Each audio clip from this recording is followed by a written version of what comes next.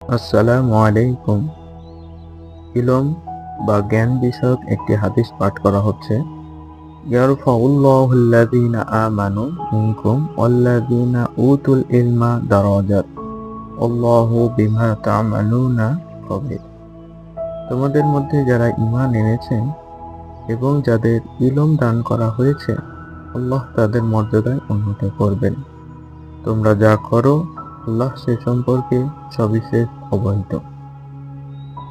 যদি আমরা মর্যাদার উচ্চ আসনে অধিষ্ঠিত হতে চাই, তাহলে আমাদের ঈমান আনতে হবে। ঈমান অর্থ হলো মনের সংকল্পতায় আল্লাহর প্রতি বিশ্বাস স্থাপন করাই ঈমান।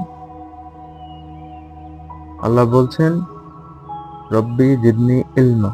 এই দুয়ার মাধ্যমে আমরা আমাদের জ্ঞানের বৃদ্ধি সাধন করব, তবে আমরা